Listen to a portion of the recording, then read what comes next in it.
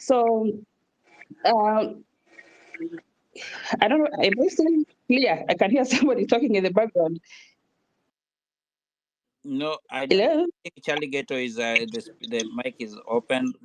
When you come to this, when, that's how we need it. I want to give rules again, guys. When you come to the speaker, just mute yourself. When somebody is talking, just wait. When you finish or she finishes, give you a mic. Number two, try to carry up your hand so that we can keep our conversation as much as clear as we can.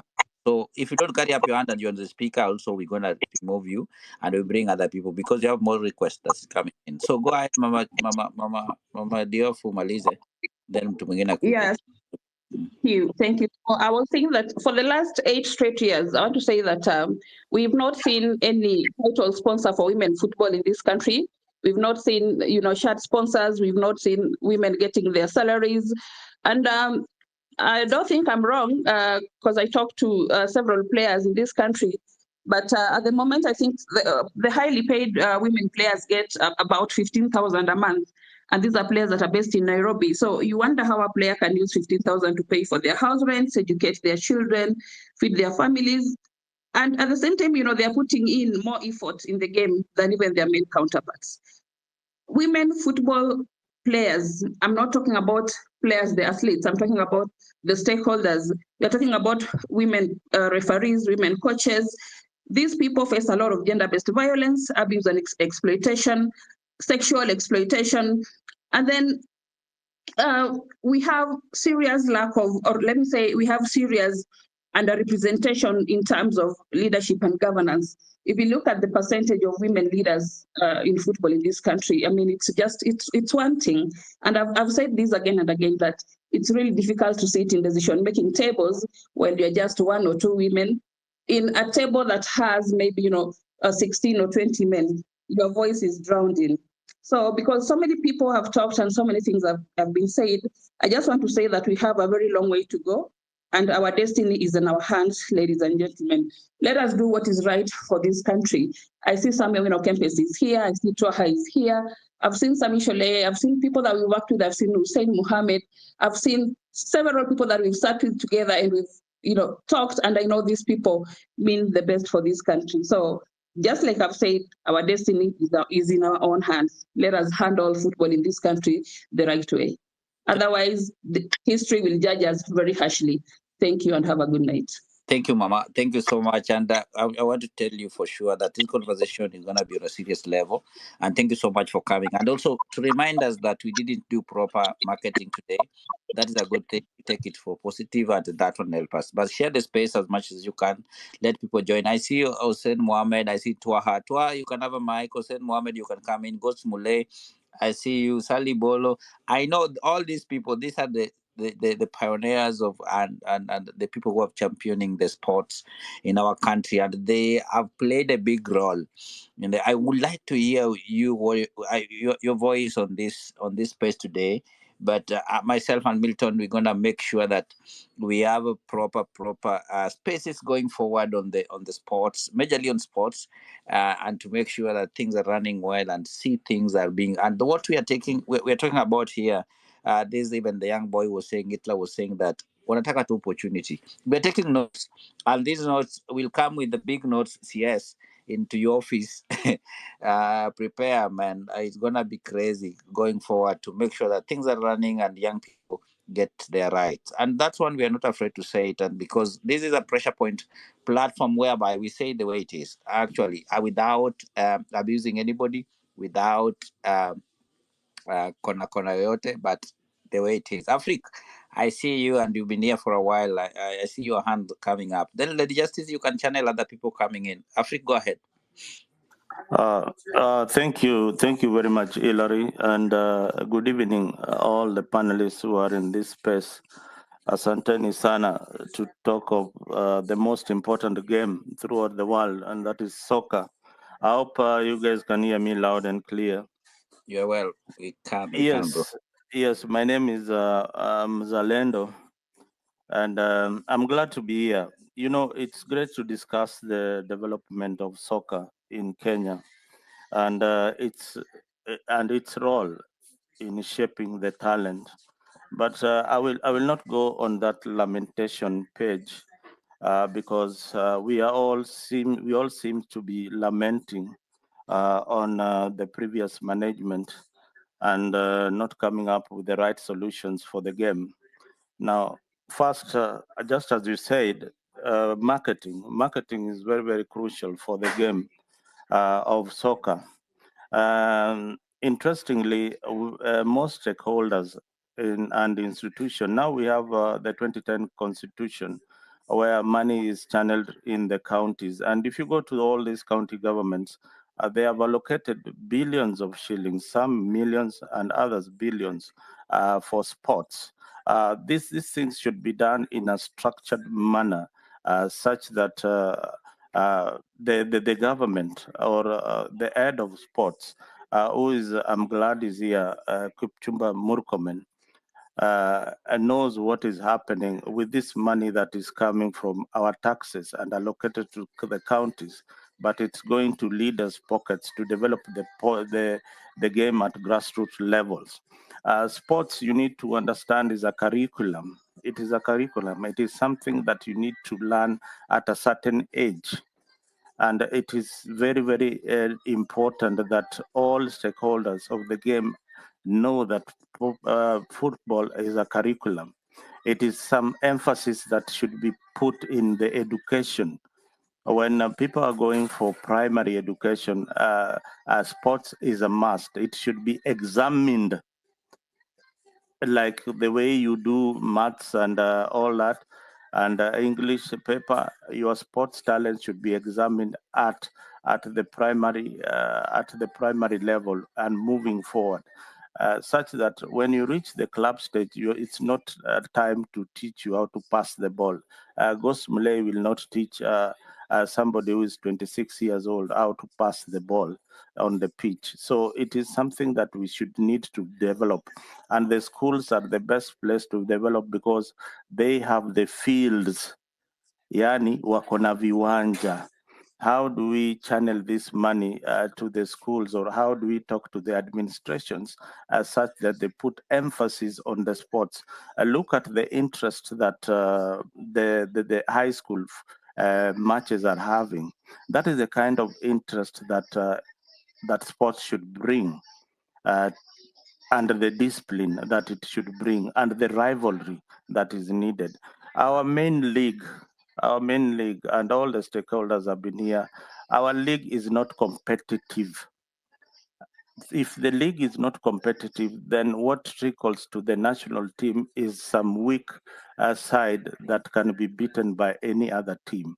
The league is dominated by two clubs, mainly the Gor Mahia and FC, and very recently Kenya Breweries. Now, how do we change the thinking of the locals so that football can be a matter of rivalry? You see, the rivalry that we get in between the Abaluya and the Luo football matches, that is what brings the crowd to the game. But if you have teams that are not very, very competitive, and this is the only way, this is the only place where I emphasize on tribalism, that football should start at the county level, such that we have the previous boundaries coming in with the teams. I have had a speaker here who is managing some club, and she will tell you that managing a club is very, very expensive. Most of these clubs die out because they can't afford to run. Yeah, they can't afford to run. And how do we rob in the private sector so that they can pump in some money in these clubs? The CS is here. The private sector must be involved.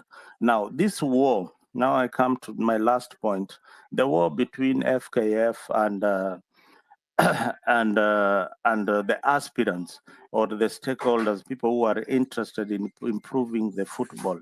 You need to know what the constitution of FIFA says. What is government interference?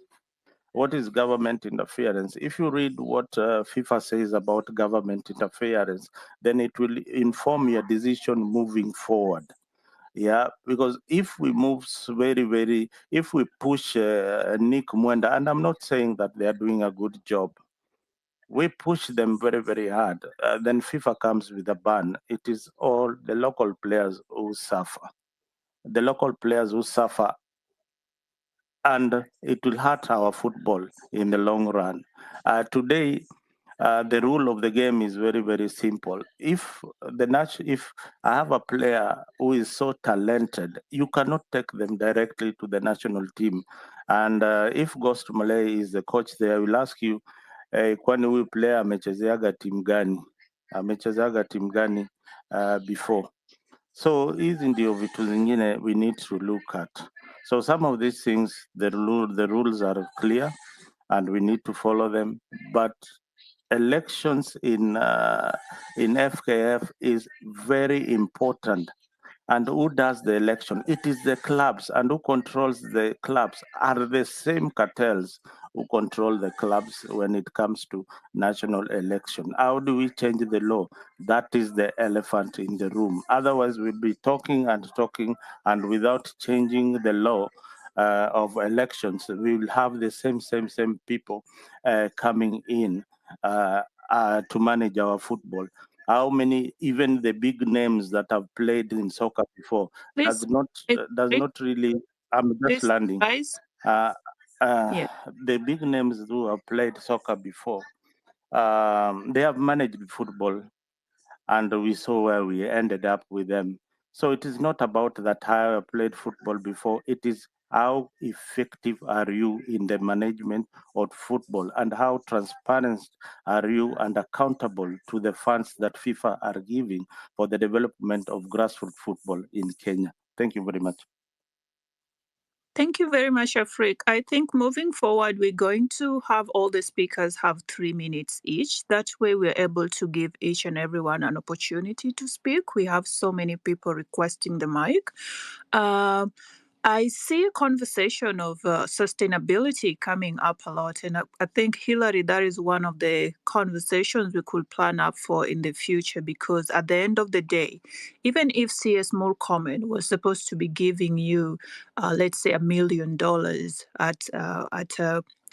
as a club, you need to invest that to be able to have income from your investment to run the clubs. It's not just about donations. And I think that is what we've seen some of the football clubs, even abroad, do. They have they have investment. It can be a community hall where people host events at, and you make money from that. Oh, I don't want to say much. We're going to go to Izo. Then we'll come back to Milton to take us through some of the questions that have been asked so far. Izo, please go ahead. Hello, good evening to everyone. Mimi naitwa Isaac Odero. Naishi hapa Pipeline. So this is what I'm saying. Mimi nilikuwa nacheza football nikiwa primary, nikiwa high school. Because niliachia shule high school. Singeendelea juu. But this is what I'm saying. Murkomen ako hapa. Ninyi ndo malida, si tunawaangalia. Si mtengeneze tu system. I'm only 26 na nili give up kwa hiyo dream yangu ya futa. Just imagine mimi nafanya kazi ya car wash. Sasa utaenda kucheza futa, urudi home ulale njaa. Talent iko. Naona niko na talent, naamini niko na hiyo talanta. Siwezi acha kazi ya car wash, niende nipige zido, alafu niende nilale njaa. Unaelewa? Sasa nili give up kwa hiyo mambo ya futa. Sasa mimi nafanya, niko na dream ya kuwa football agent. Na sasa hiyo football agent pia sioni. You things are not working. Nilata jaribu hata ku-apply passport. Sijaona hata hiyo passport. Like, yani I'm just hopeless. Niko tu. Na mimi sitaki kuwa bega. Sitaki kuja kwa spaces niombe majamaa. Ati munisaidie. Kipchumba Murkomen uko hapo, uko karibu na Prezo. Mwambie tu, sisi tunataka tu working system. Like, hatutaki like, we're just begging for you guys. Make things work for us. Mimi talent give up kwa talanta iko, si ati hakuna. Ukienda kwa hii mambo ya kutafuta pesa haifanyi, unafungua biashara haifanyi. So I don't know what to do. I'm stuck and nothing is working. Na currently hakuna pesa and I don't know how it will help us. Mimi niko 26 years old. Natamani kuwa na familia. Nilipeana mimba. Kwenda kwa kina msichana nikafukuzwa huko because siwezi afford. Na being that mimi ni mtu maskini, pia niko na right ya kuwa na familia. Si kupenda kwangu. So all we are just asking our leaders, please, and we are begging you, please, in the name of Almighty God, we are people. Mimi si mnyama, I'm a person. Like, niko na soul, niko na body, na niko na spirit. That's who I am. I'm a person who, yani niko tu kama wewe. Make this thing work for us. Niko na talent ya futa. Siwezi enda hiyo nili give up. And I don't know how you guys know.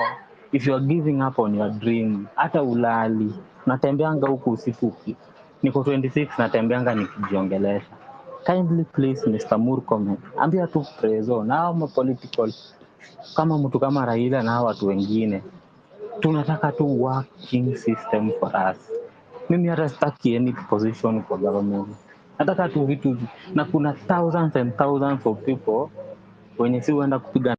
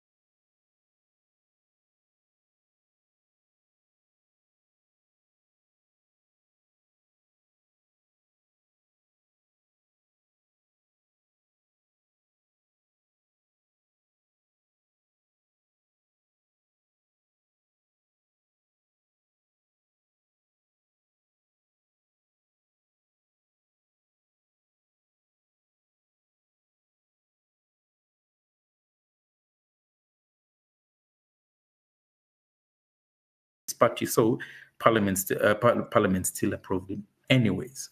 So when you look at the current crop of nominees who we have just, basically this whole sham process that we've witnessed, you realize that in that Gazette notice, and I encourage your listeners here, when this conversation is done, just please go and just Google that Gazette notice and look at the reasoning on the first two pages.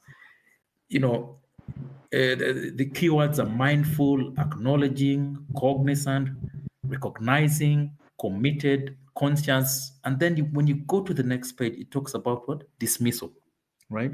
Now, when you look at our constitution, the framers of the constitution did not envisage a situation whereby if you're dismissed, you'll be reappointed. However, the constitution is critically clear that there are grounds on which, it sets a high ground for public officers, on how they should serve in these specific offices. Now, for the 10 that have been reappointed, you'd realize,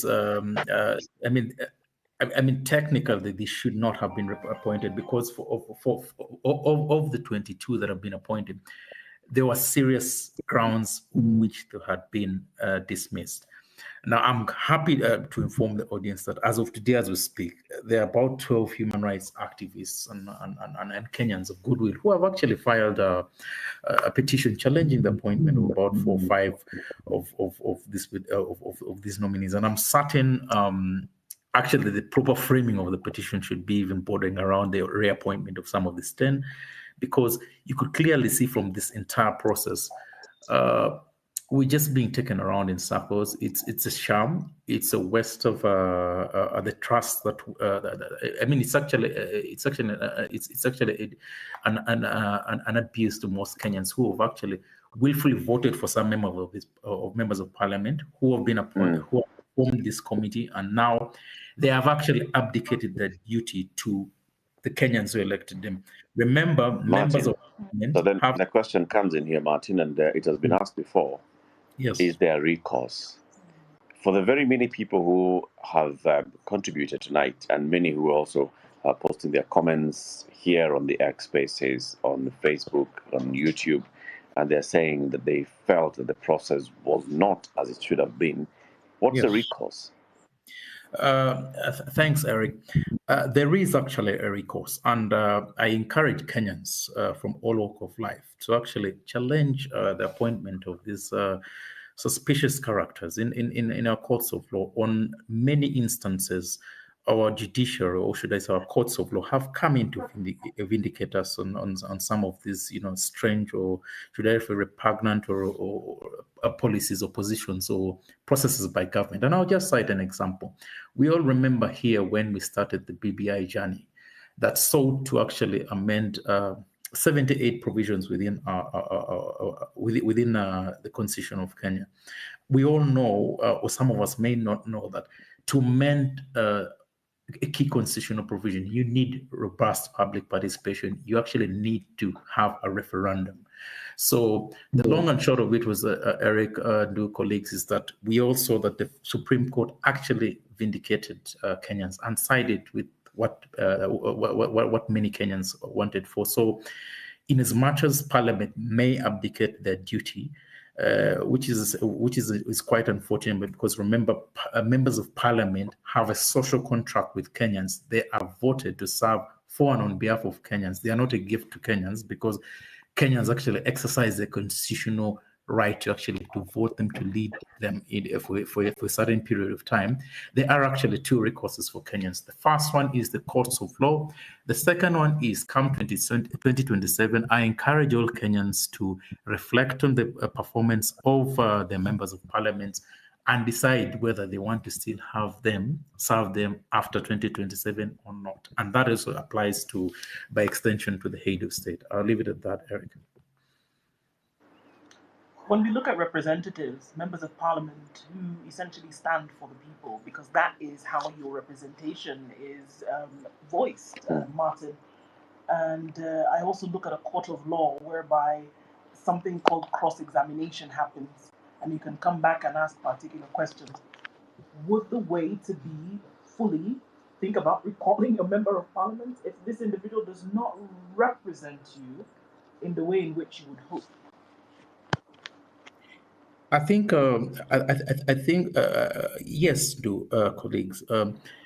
Kenyans should actually should be able to recall their member of parliament. I think about a month or so ago, there was a very progressive decision from our courts of law.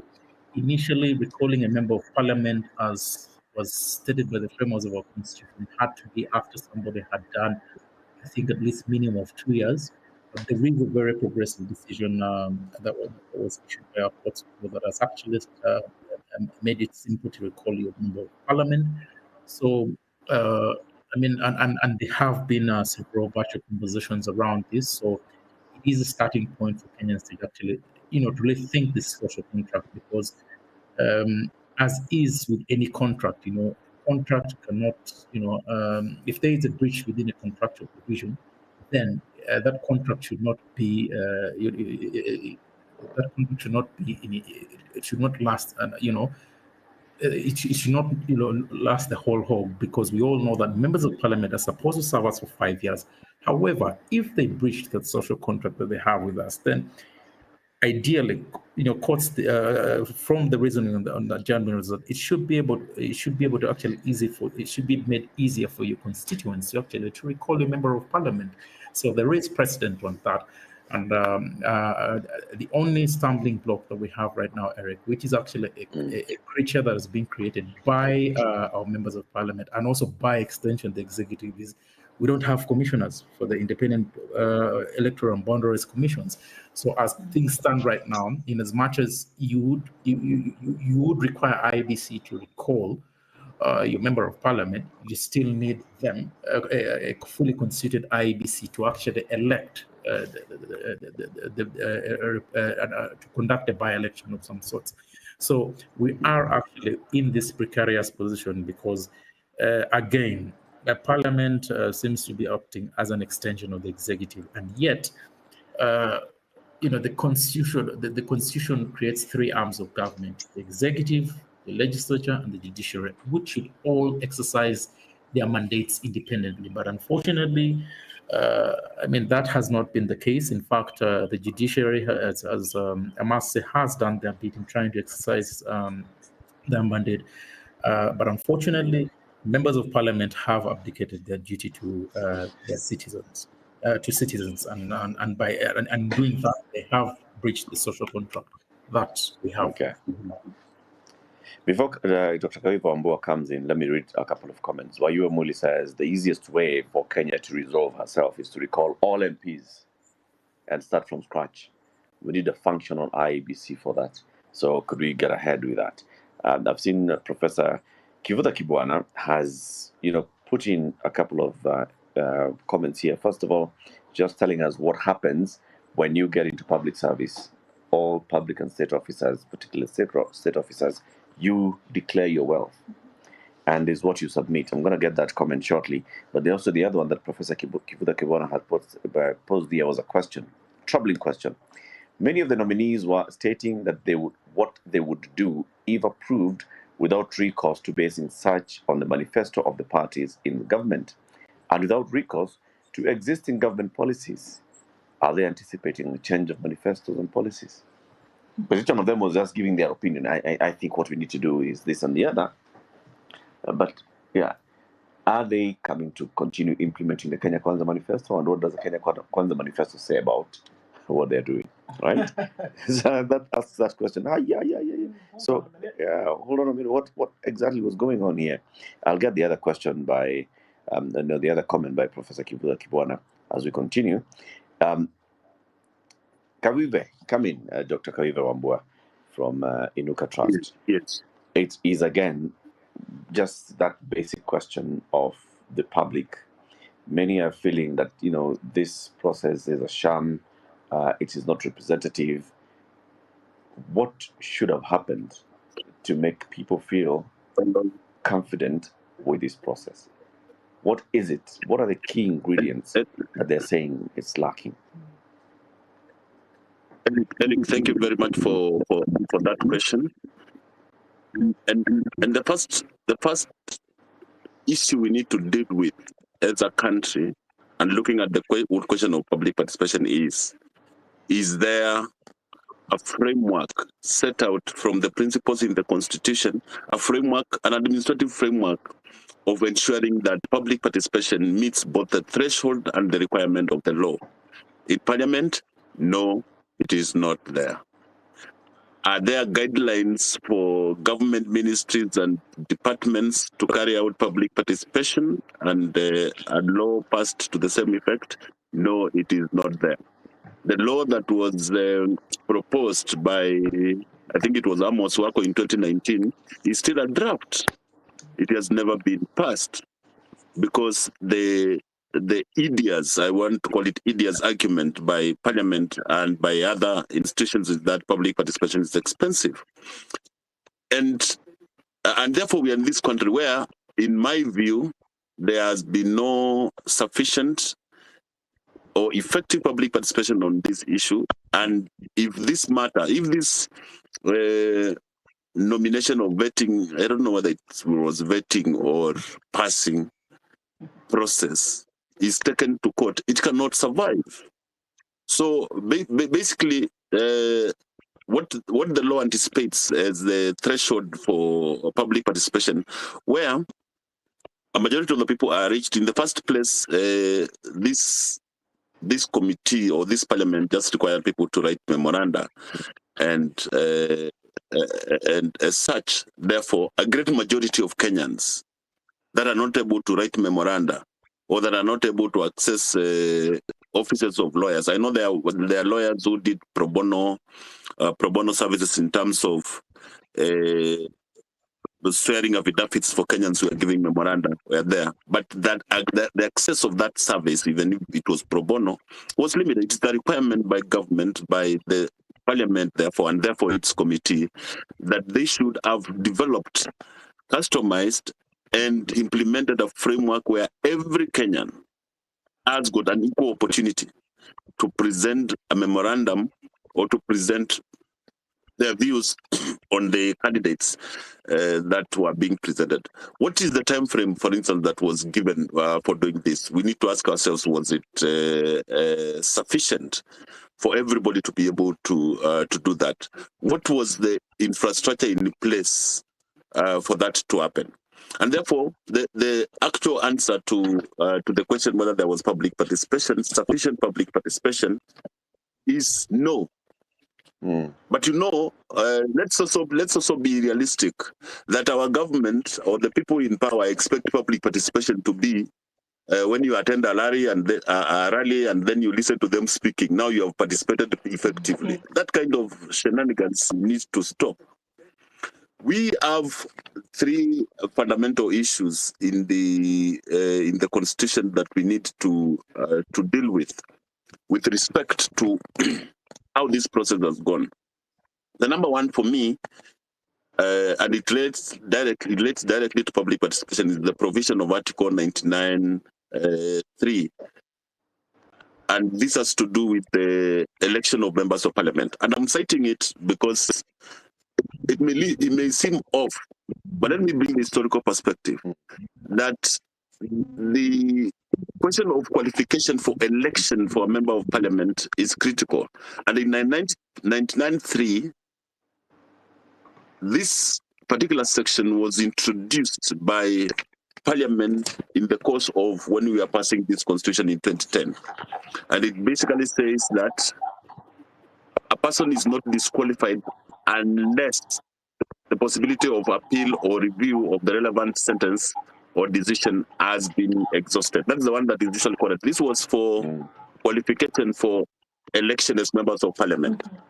We go to the question of recall, Article 104(2).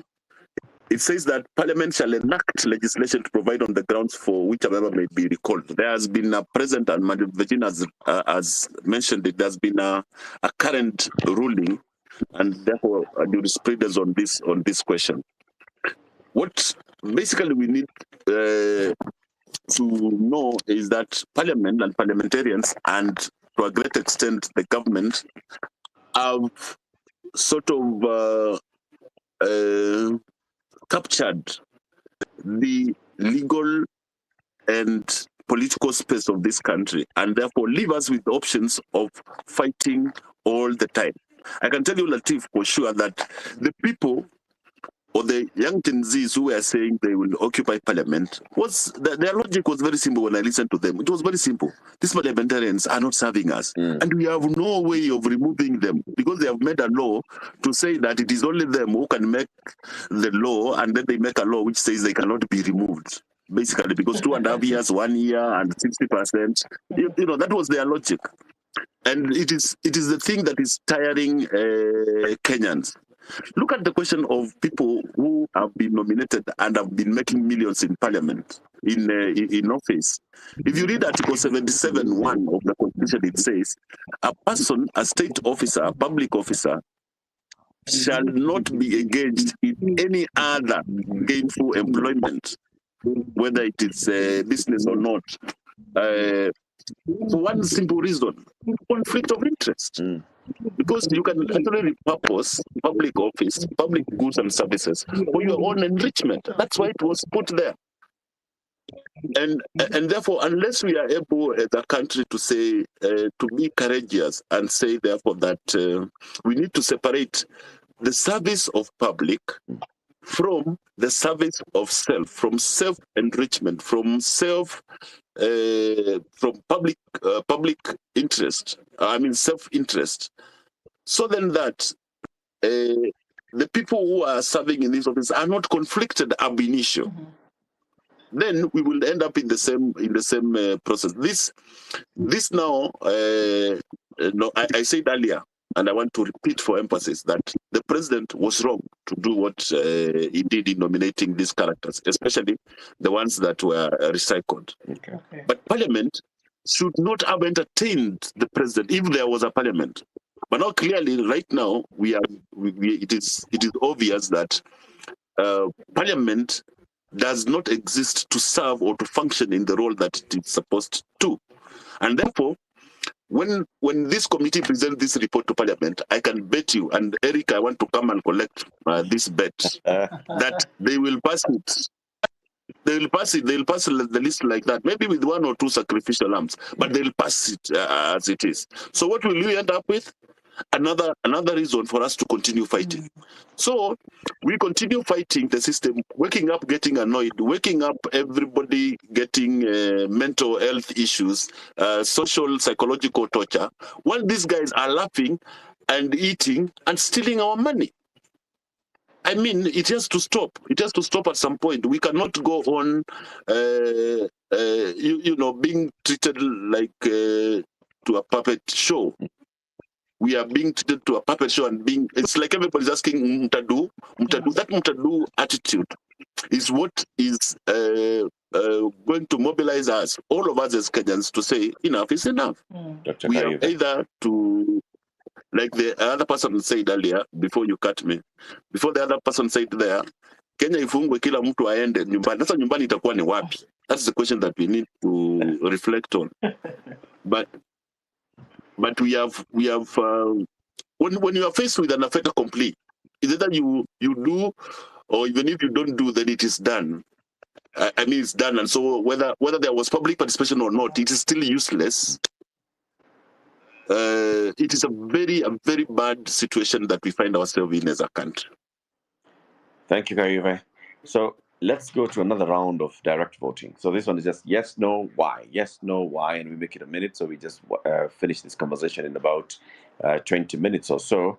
I want to give the mic first to the Kikombe, and then we come to Phyllis, and then we'll pick more speakers as we go. The Kikombe, are you there?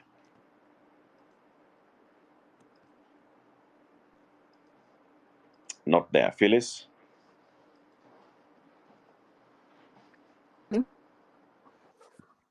For me, I will. My problem is with the process. Eric, can you hear me? Though we. Yeah, Kikombe, hold on. Go ahead, Phyllis. Hello. Can you hear me? The Kikombe, you are time barred, so you wait first. My problem is with the process. Eric, can you hear me? Phyllis, go ahead. Okay, thank you. The problem is with the process, and I think we can whine the whole night. But I think the question would be, as a professional, I'm an HR professional, is we go back to the Constitution to look at the process and ensure, because the minute the president is given appointing powers, I don't think most of us can do anything about conflicts of interest, etc.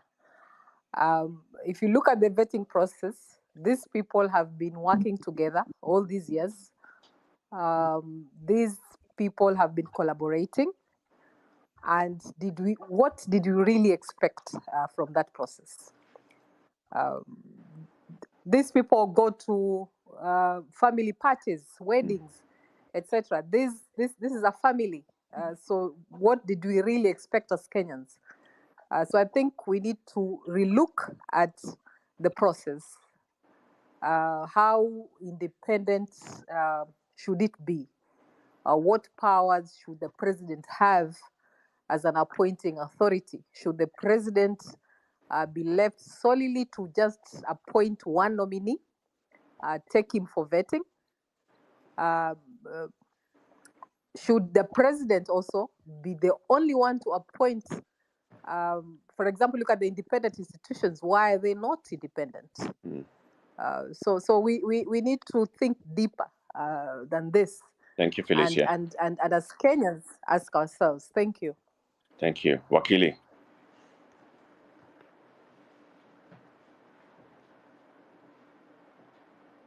Jamanyata Wakili. Hi, good evening, Eric, and good evening, everyone.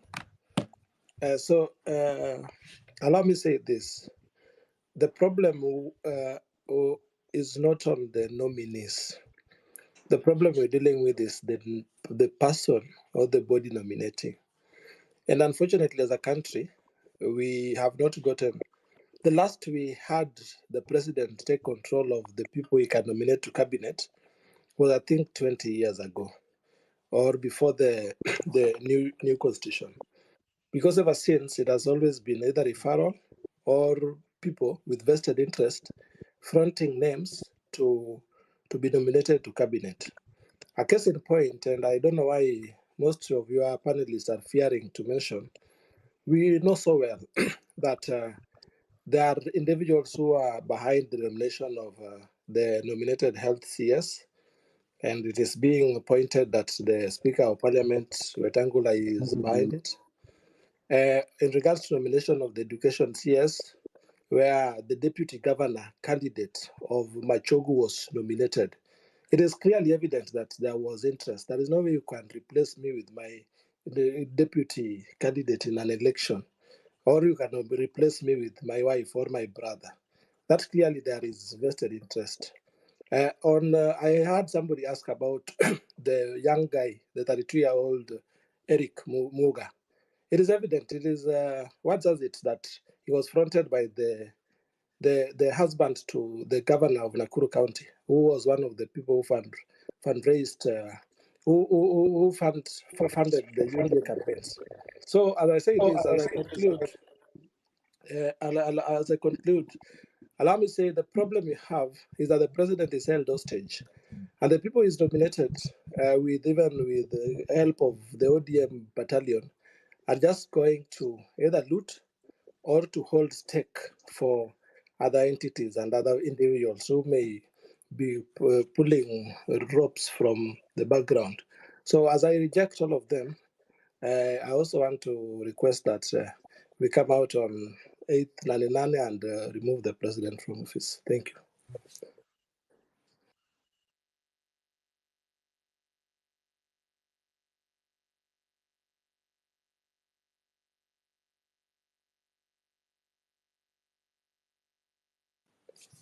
Is anyone speaking? I can't hear anyone.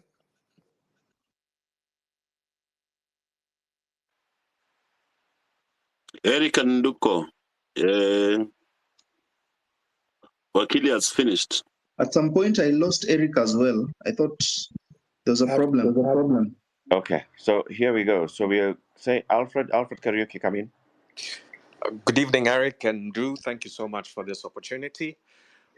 The first thing I would like to say is that I completely disagree with the process, simply because this whole process is being micromanaged, I believe, from the presidency.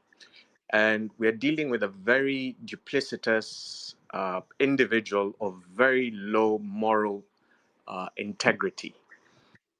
Listening to what's her name, Gladys Boss Cholet, coming out and her tone that EACC has got absolutely no right to clear candidates, which she is, and she is right in law. That purview falls directly with Parliament. I think Gen Z who went out to the streets were looking for a very high bar for the people in government, the state officers. And right now, this guy has recycled probably half of his previous cabinet. And I think he should have been brave enough to take the opportunity for a clean slate. There's a wider pool of Kenyans. You're looking at very key ministries that have been handed to people who I don't believe deserve those dockets. mining and blue economy, industrialization and trade, agriculture, those in the right hands, with the right ministers and the right permanent secretaries, can formulate policies that can drive this country to increase the inclusivity of people into the job market, into value addition, into business opportunities, and thereafter widen the tax base. You've got, just look at the list of permanent secretaries and just ask yourselves if that is actually the face of Kenya. And those are the same people who can definitely frustrate very good cabinet secretaries from implementing the manifesto and basically, make the whole thing fail. So right now, I do believe, instead of us crying over what is currently going on, in my opinion, I do believe that we should be pushing towards the reconstitution of IEBC. We should be pushing Kithure Kindiki, because we know he's all getting in. We all know that he's getting in, to stop the gerrymandering with the suppression of releasing the IDs for people who have actually gone and applied for them. And from there, we can push on to recall MPs, or if worst came to worst, let's wait for 2027 and drain the swamp. I think the current president is currently brimming with a bit of confidence because he's got now Raila Odinga's people on board in the government. And it's extremely disappointing that, Raila has now turned out to be an individual who is just riots for a living and for his personal gain. And that's just my honest opinion.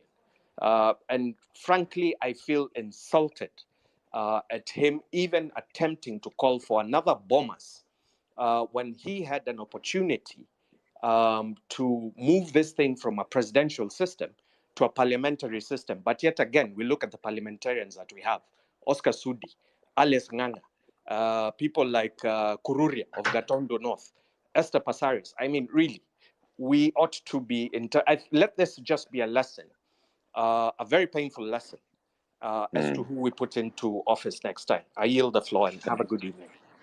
Thank you, Alfred. The Kikombe. I'm here, Eric. Can you hear me this time? Yes, go ahead. Oh, finally. Thank you. So, Eric, I appreciate this moment, and I appreciate the platform. So, thank you for holding this conversation. I'm an ardent listener, and I appreciate both of you. You and Do, thank you so much. Now, I think we will all agree that the Gen Z has been the generation that has been able to tell the lion that its breath stinks, and it stinks.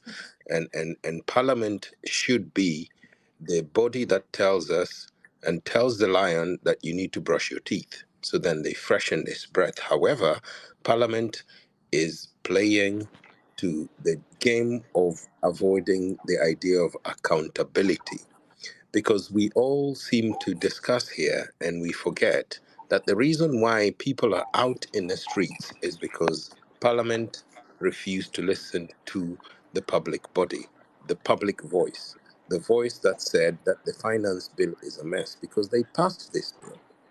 And then when the president was refused to sign the bill, they were behind him clapping. And then this is the same Parliament that is going to vet these CSs that are meant to go and help shape the future of our country. So I think we need to also be very, very aware of that. In my opinion, I think by the mere fact of vetting, before the parliamentary vetting committee makes it public that CSs should come and be vetted in public, they should be able to say, okay, so this is somebody that does not have any skeletons in their closet. So if they have any minimal skeletons, if they have any cases, even if they are pending, even if they are past cases, in my opinion, they should not be considered. And the parliamentary vetting committee should be able to tell us straight up from the public, like, Wetangula wanafatuambie, mapema, this guy, Joho, did not make it because we have a case. Oparanya did not make it because we have a case in the EACC. And then we'll save ourselves a lot of time. We sat there for 2 hours listening to them, asking them very simple questions. And I think that is very unfair. So if you ask me, out of the 10 returnees coming, I would say absolutely no. One, they were fired. And if you're fired, it means you're fired because you did not satisfy the needs of your employer. So there's absolutely no need of gambling national wealth, national future to establish you, to move you to a different docket to go and the other mess it 10? up again. Good question. So the other 10, and I think this is a good question that you ask, Eric. So for example, people are excited here about John Buddy, who's appointed on the Treasury. And I want to say that, listen, John Buddy is an intelligent person. However, he speaks to the intelligent that people want to hear, the common person wants to hear. However, young people want to see people be put in prison. And this is one of the things that he never put in. He didn't make it clear. Eurobond ilikuwa $2 billion. I don't know if anybody understands that $2 billion means Buddha, if you're given $1 billion, it means you're spending $30,000 every day, every single day, for 200 years. There's no day you will decide it's 29,999. So nobody heard anything about putting those people to account. We all heard about these things about Treasury and going and reducing all these oil tax and motor vehicle dependency tax. So I think these are things that we need to actually focus. And people usually say that when you see there's a lot of chaos, focus on the money. That is where the truth is hidden. The money is where the truth is hidden. So if you ask me, Eric, I would say most of them no, apart from the gentleman that was coming in for water. I forget his name, Eric Muga. Most of them seemed to understand what they were saying, but they spoke to what the public wanted to hear. But I wanted to hear that there is going to be accountability, and that is why people are out in the streets, and that's why people will be out in the streets in 2 days. People are out in the streets because of accountability, not because of what we will do in the future, but because of all the money that we will be paying back. We are paying debt that was taken, and we'll be paying. I'm paying debt for my kids, and they haven't Let's even end it been there, born Konde. yet. Thank you. Yeah. Thank you. So I appreciate this. Thank you so much. There's absolutely no reason for you to make millions, 100 million, or Thank you, Kikombe. Christian Thank you. Thank you. position. Yeah. Lameko Gode. Hey, Eric, thank you. Thank you for that. So I do share some sentiments with a number of speakers who, just spoke. However, I think when having conversations within these parameters, we have to be we have to exercise radical honesty. And therefore, mine is not necessarily to approve or disapprove of their cabinet secretaries. I think the Constitution and the legislation allows for the parameters on that. I think mine is to say that if we are going to shift this country towards a different direction, we can talk about overhauling the entire system. But if we're to be radically honest, a number of people here are, a number of people out there, or even here on Twitter Spaces, are beneficiaries of corruption. How many people can stand and say that they don't know a friend of a friend or a family or a friend of a family who got them a bursary somewhere, who got them a job somewhere? So we have a cultural issue, a mindset of corruption entirely. If you calculate 1 million Kenyans in a day giving out 100 shillings to police officers, that is 100 million Kenya shillings that's going to corruption.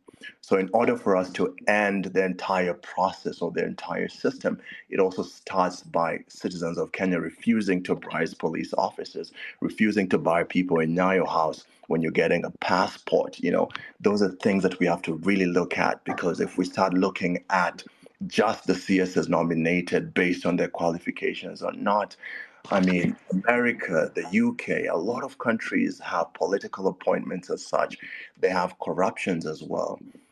We have a service delivery issue, and I can tell you right now, if Kenyans were getting their service delivery, they wouldn't mind so much about who's being appointed. If I could go and apply for a passport and get it within 2 weeks without having to toa kitu kidogo, I mean, I would be satisfied as a Kenyan, because there's many CEOs and many presidents out there in the world who don't have PhDs or masters or all this education, but they're doing a good job.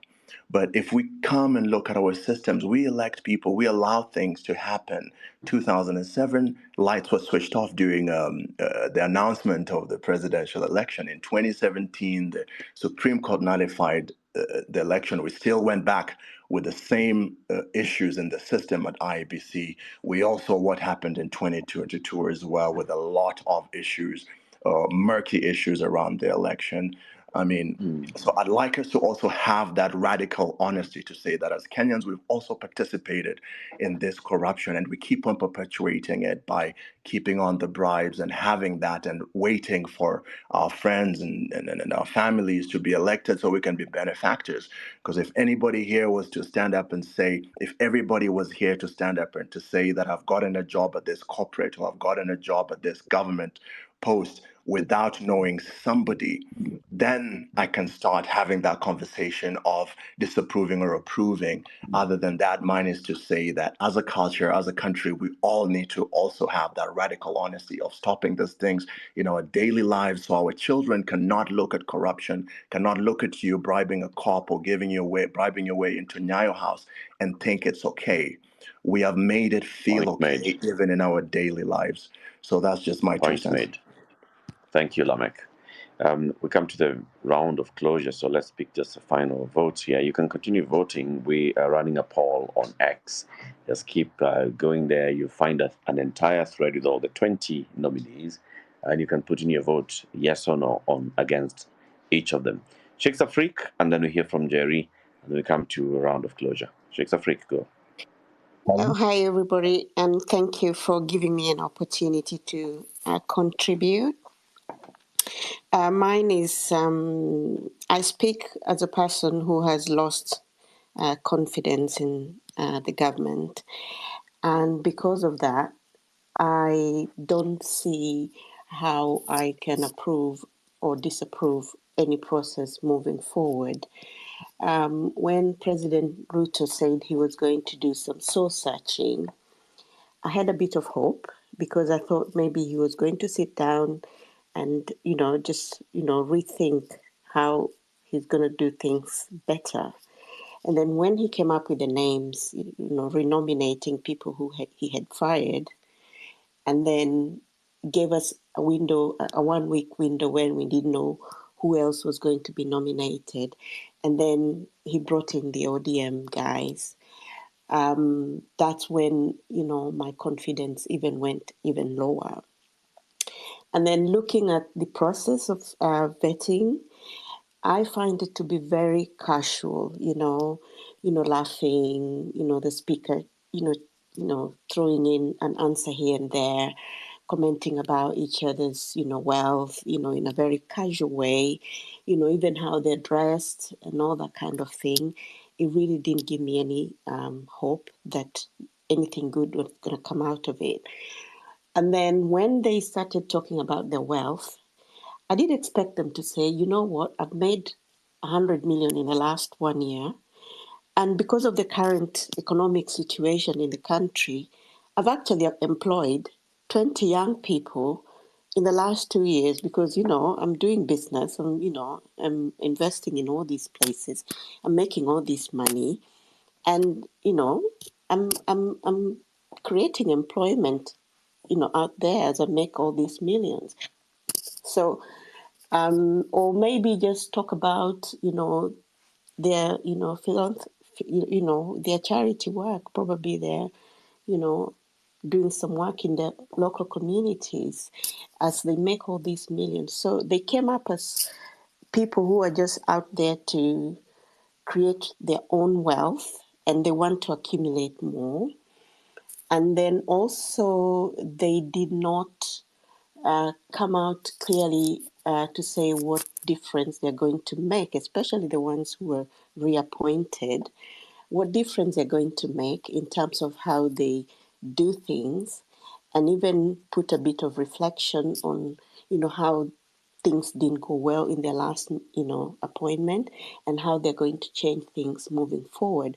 So I think what we can do as a citizenry is just to become more proactive in our, you know, in the way we check government. Probably this Occupy movement should become a bit more activated so that, yeah, sorry about that. Anyway, I'll end it there. Yeah, thank you. Jerry. Yes, thank you so much. I appreciate that I have a chance to speak. Now, I appreciate the earlier speakers.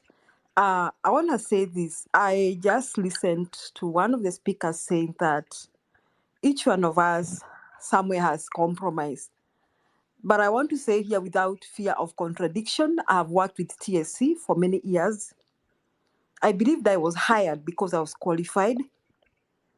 And I somewhere rose to some level. But I want to say that I worked with a school principal in Kirinyaga County who never compromised, whose board meetings were conducted according to the Basic Education Act. Now, what am I trying to say? That the bulk stops at the presidency. All of us here can remember Kibaki, I think first time also, where even Kenyans who are arresting would go to the road and arrest corrupt police officers because the culture was changing. So the bulk stops at the presidency. This vetting in parliament is a waste of our time. We don't need it. It is high-class nonsense by Wetangula and team. So what we need to do here, I listen and I think a lot of us are from the earlier generation, Gen X and all that. And we are playing like we are on the side. Like let the Gen Z do their thing. No, this is our fight. So because I have the opportunity to come here and to speak, I am urging all of us, August 8, NANE, let us come out and join them and fight like the Matibas did. They were not young, but they fought for this nation. The bulk stops as the presidency, and we need this presidency gone. Thank you so much. Asante sana. Comments on our YouTube stream as well. Mama Aden says, many have seemingly resigned themselves to the belief that our constitution is the epitome of excellence, forgetting that it's merely a document. Its true strength lies in the integrity and dedication of those entrusted with its stewardship. When those in power lack fidelity, disregard their responsibilities, and perpetuate systemic corruption, even within institutions designed for oversight, how can we expect these nominees to genuinely represent the change that we so desperately need? The truly disheartening part of this narrative is that Kenyans have lost faith in every level of governance. The judiciary, now in the glaring spotlight, is inundated with petitions from citizens desperate for justice. It is telling that there is even a petition challenging the very fitness of William Ruto to remain as president. Consider this a dire warning. The window of opportunity for meaningful change is rapidly closing. Without decisive and courageous action from our leaders, heeding the anguished cries of the Gen Z and the struggling voices from villages across Kenya, our nation is on a collision course with disaster. This is not a speculative threat, but an imminent reality. If we fail to act now, the consequences will be catastrophic. That adding to quite a number of comments that we had this morning, rather this evening, and looking into what it could potentially portend for the future. Even as we come to, the end of this space tonight, going to get a wrap up in terms of thoughts and insights. Brian Wabala, with us with giving comments in the very beginning and insights. We'd like to see how we can tie this all together with your comments, Brian.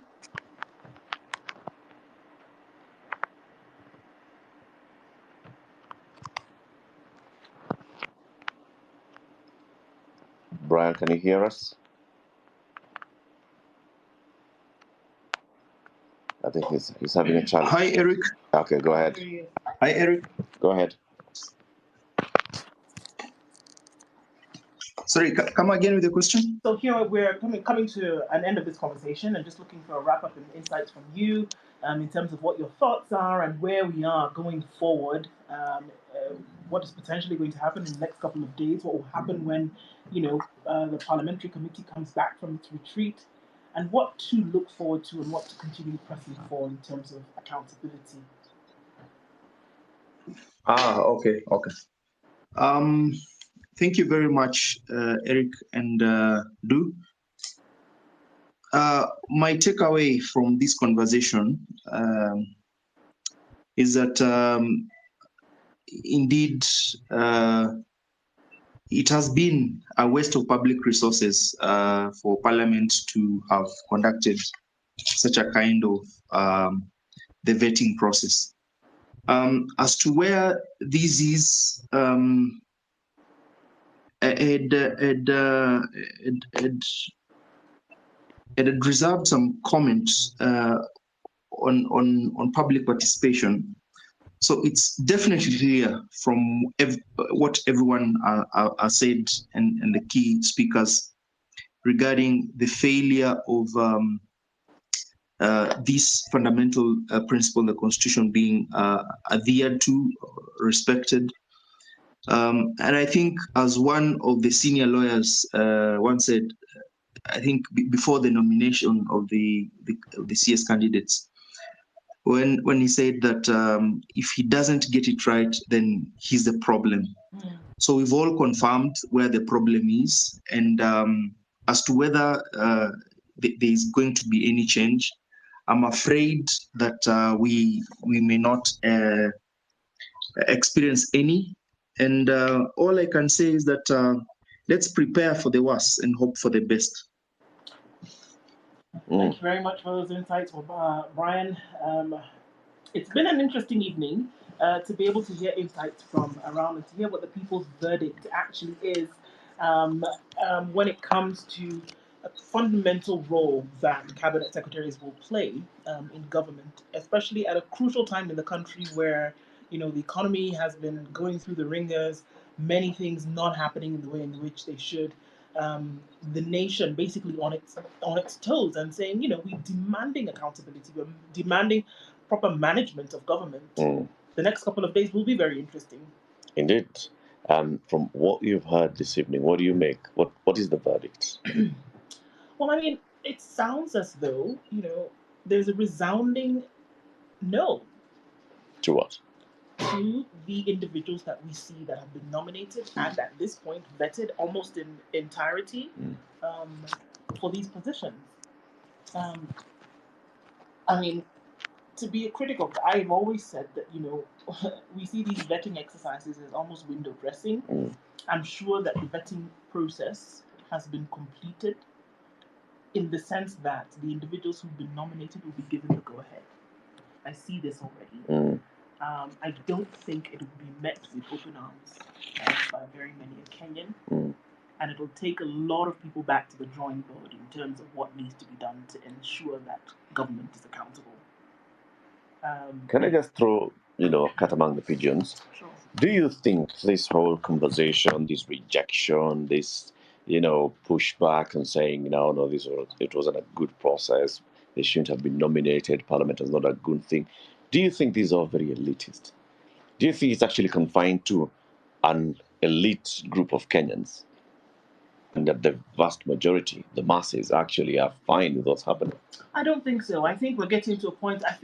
You've heard me ask a question on very many occasions. What will be the straw that breaks the camel's back? And when it comes down to the wire, what is happening in your home? And can you draw a line between what is happening in your home and the person who sits in a position of government. And I think finally people are able to see that connection. And so there are folks who previously would have made a blanket statement or a blanket judgment. I don't think that's happening anymore. I do think at some level it is elitist, but I think for the majority of people who say no to a particular thing have now a fundamental understanding of what government is actually supposed to do. In order for you to have citizen-centric participation in government, there must be a fundamental understanding, and I think that we're getting to the point where that is actually happening, in Kenya at least. To the very many thousands of people who've joined this conversation from the country, from the diaspora, on X Spaces, on YouTube, on Facebook, we want to thank you very much. The conversations continue. We'll host another X Space on Wednesday. This is after the report has been presented to Parliament, after we see the response from all members of Parliament. We'll host another one where the Kenyan people will then again speak to the issues. Asanteni sana. Do have yourselves a lovely time. Thank you for joining us. Thanks, Eric. Thanks, Stu. Thanks, colleagues.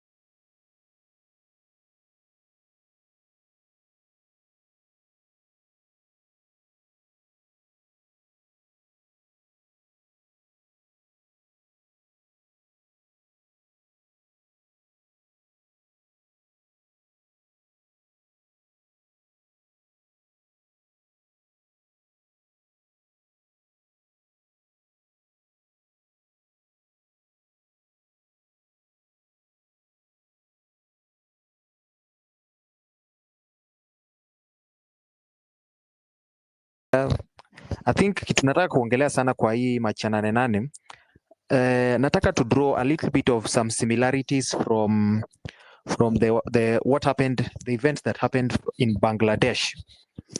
Actually, if you followed that story ya Bangladesh closely, you'll find that agitation yao ilitoka from, I think, their labor laws, but also their president has been in power for 2 decades.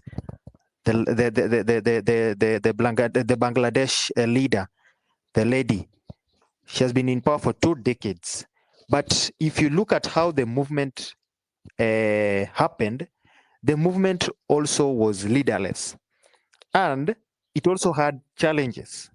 The movement also ilikuwa na a lot of division among them, but that did not stop them from achieving their whatever they had set out to achieve, and they achieved that very, very nicely. And now they are celebrating because they were able to achieve that. So the reason I'm giving you that example is we need to, as much as there's division na nini, naona TL imejaa na a lot of people transferring blames and all that. That is okay. That is very normal, and it is okay. We are human beings. We do that. But the most important thing is staying, even if we fight mpaka tukanane haje, that is not our enemy. Our enemy is the issues that we are, the fundamental issues that we have raised, and our main goal is to ensure that the 8-8 match is successful. And if it turns out to be successful, however much ulikuwa umekasirikia mtu mwingine, you will both celebrate. So let us channel let us channel out negative energy and channel the positive energy toward ensuring that we are pushing for this move. Liwe liwalo, hata kama niwe peke yako, hata kama umekasirikia mtu unaona msee akusaidia asaidie ama nini, wachana na yeye, wewe fanya yako, wacha yeye afanye yake. So let us focus and put all the focus towards ensuring that we deliver a successful 8-8 match. Thank you very much, KOT.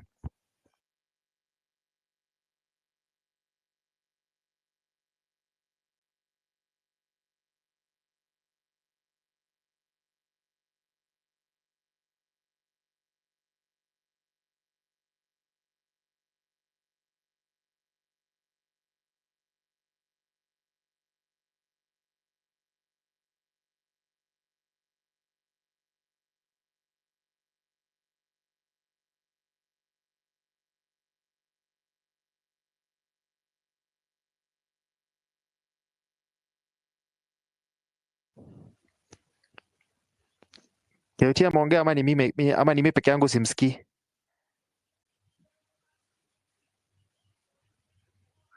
Ni kama aongei, sababu hata mimi namsimsikia hata mimi. Pande tu. KOT bana, umepotea? I think that was the reason why alikuwa anataka bado hajaongea. So that yeah. Okay, ni sawa, but maybe tunaweza endelea tu with that. Hiyo order alikuwa ametoa. I think next I think sijui ni ilikuwa nani, Black something maybe unaweza unmute tu tuendelee kuongea tukingoja. I think a pick up, maybe akona issues.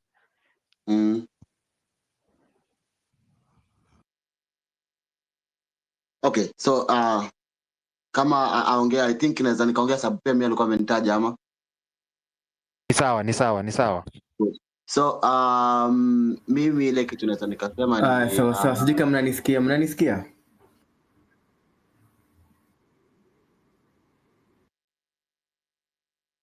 We bana, nini inafanyika hii town bana? Si make sure kila mtu ako network yake iko sawa ndio msikizani nyinyi wote.